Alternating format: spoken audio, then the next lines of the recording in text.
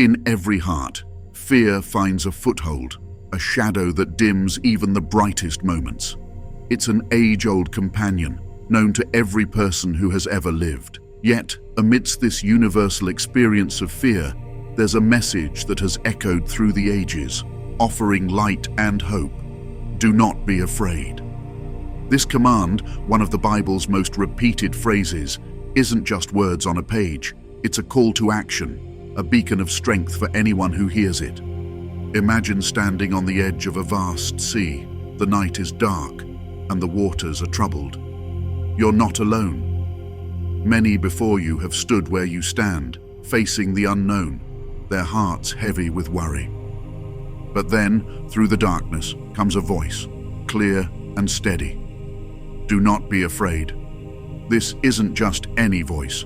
It's one that has spoken through prophets and angels across centuries and civilizations to reach us here and now. This message is at the heart of countless biblical stories where ordinary people faced extraordinary challenges.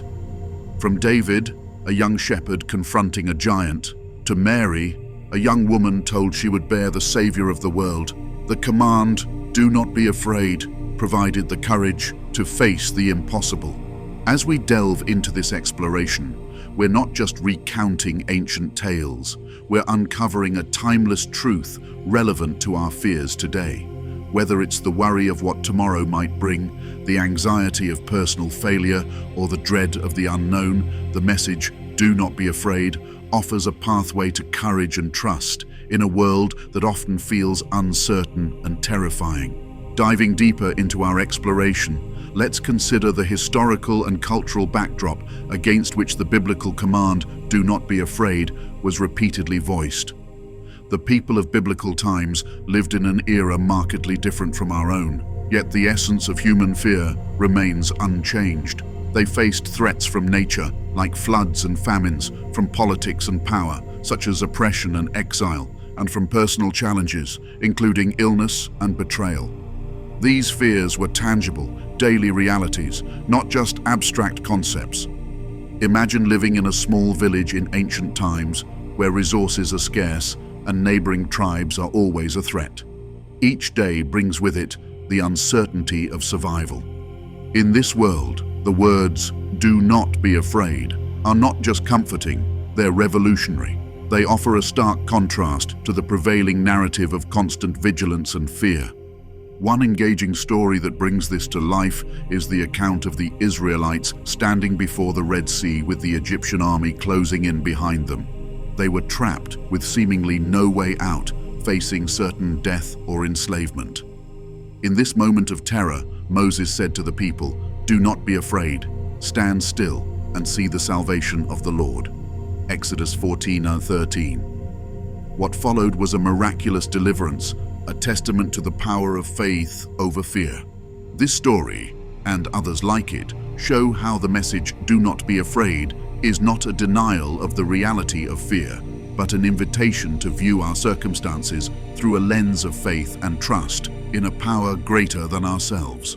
It's a message that transcends time, speaking to the fears of every generation, with the assurance that we are not alone, and there is hope even in the most dire of circumstances. The biblical command, "Do not be afraid," does more than echo across the ages. It forms the core of numerous transformative stories. These narratives are not mere history, they are illustrations of fear confronted and overcome with divine assurance. Each account provides us with a lens to view our own fears in light of a greater truth. Consider the story of Daniel in the lion's den, a tale not just of survival, but of unwavering faith amidst seemingly insurmountable fear. Daniel, faced with certain death, remained steadfast in his trust in God, and his faith was rewarded with protection and deliverance. This story teaches us that the presence of fear does not denote the absence of faith. Rather, true courage is trusting in God's protection, even when the outcome seems impossible. Another poignant example is found in the New Testament, with the disciples on a boat in the midst of a storm. As waves threatened to engulf them, fear took hold. Yet Jesus' words to them, "Why are you so afraid? Have you still no faith? Mark 4:40. Calmed not just the storm, but their hearts. This moment reveals a profound lesson. Our greatest storms, the ones that stir deep fear within us, are also opportunities for our faith to be fortified, for us to recognize and rely on the power and presence of God. These stories, and many others, serve as reminders that the command, "Do not be afraid," is not a call to deny the reality of our fears, but to face them with a faith that is anchored in something unshakable. They invite us to see our own challenges and fears as opportunities for growth, trust, and deeper reliance on the divine. The repetition of "do not be afraid" throughout the Bible carries a theological weight that's both comforting and challenging. At its core, this command invites us into a deeper trust in God, a trust that transcends our understanding and circumstances. This trust is not passive. It's an active surrender to God's will, a testament to our faith in His sovereignty over every aspect of our lives. To explore this theological significance, let's consider the nature of trust. Trusting God implies more than just believing He exists. It means believing He is good, that He cares, and that He is actively involved in our lives. It's about recognizing that our vision is limited, but God sees the entire picture. This kind of trust is exemplified in the story of Abraham, called to leave everything familiar behind based on God's promise of a greater future. Abraham's journey was fraught with uncertainty, yet his story is celebrated as one of profound trust in God's promises. Furthermore, trust in God challenges us to reframe our understanding of fear. Instead of seeing fear as a signal to retreat, biblical teaching encourages us to view it as a call to lean more into our faith. This doesn't mean that the sources of our fears are trivial, or that the dangers we face aren't real. Rather, it means that in the midst of those fears, we have a foundation that remains unshaken. Philippians 4:6-7 encapsulates this beautifully, urging us not to be anxious about anything but to present our requests to God with thanksgiving. The peace of God, which transcends all understanding, will guard our hearts and minds. This peace isn't the absence of trouble, but the presence of God within those troubles. This theological insight into "do not be afraid" is not just about individual courage, it's about communal strength. It's a message that binds believers together, encouraging them to support one another, to share each other's burdens, and to face fears not in isolation, but as a community of faith. In today's fast-paced and often uncertain world, the biblical command, "Do not be afraid," remains as relevant as ever. Applying this timeless message to our modern lives involves recognizing our fears, understanding their roots, and choosing to trust in God's promises despite them. This application is both a personal journey and a communal practice, offering a blueprint for living with courage and peace in the face of life's challenges. On a personal level, integrating "Do not be afraid" into our lives starts with mindfulness, being aware of our fears and choosing to confront them with faith. It's about daily decisions to trust in God's sovereignty, believing that He is working for our good even when circumstances suggest otherwise. This could mean stepping out in faith to pursue a new opportunity, offering forgiveness where there is hurt, or simply choosing to remain hopeful in the midst of adversity. Practically, this can look like starting each day with a prayer or meditation, focusing on God's assurances rather than our worries. It can involve journaling our fears and reflecting on scriptural promises that speak to those fears, transforming our perspective from one of anxiety to one of trust. Engaging in community worship and sharing testimonies of overcoming fear can also reinforce our faith, reminding us that we are not alone in our struggles. Beyond individual application, "Do not be afraid" has profound implications for how we interact as a community.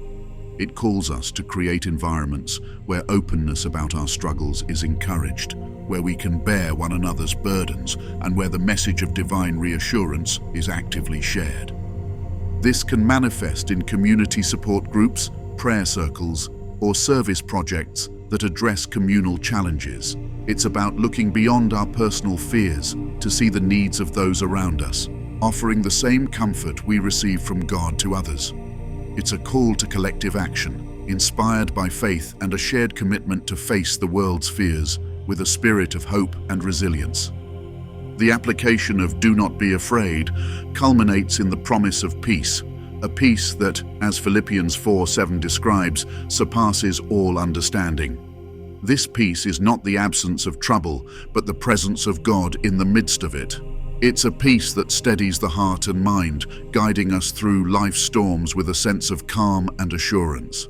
Incorporating "do not be afraid" into our lives is an ongoing process, a journey of learning to trust more deeply, to live more boldly, and to love more freely. It's a path that leads us not only toward personal peace, but toward creating a more compassionate, courageous world. The journey through the biblical command, "do not be afraid," brings us to a place of profound understanding and potential transformation. This directive, woven into the fabric of Scripture, serves as a beacon of hope, a source of strength, and a call to action. It reminds us that at the heart of our faith is a message of courage, rooted not in the absence of fear, but in the presence and promises of God. In reflecting on this exploration, it's clear that the relevance of "do not be afraid" extends far beyond the ancient contexts in which it was first spoken.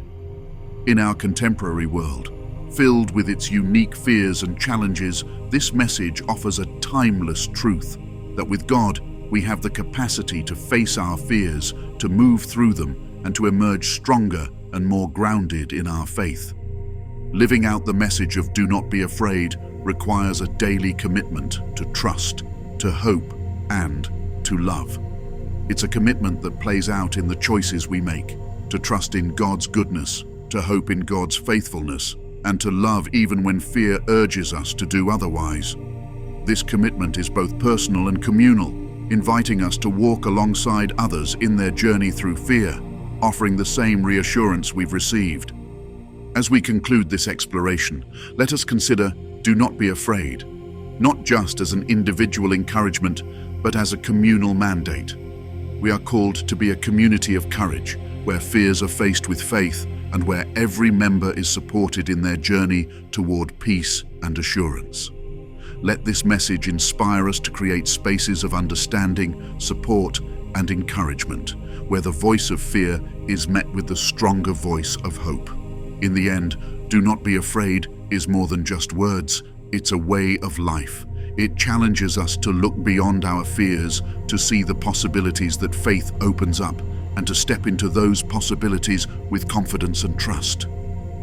As we move forward, let us carry this message in our hearts, letting it guide our steps, shape our interactions, and lead us to a deeper, more meaningful engagement with our faith, our communities, and our world.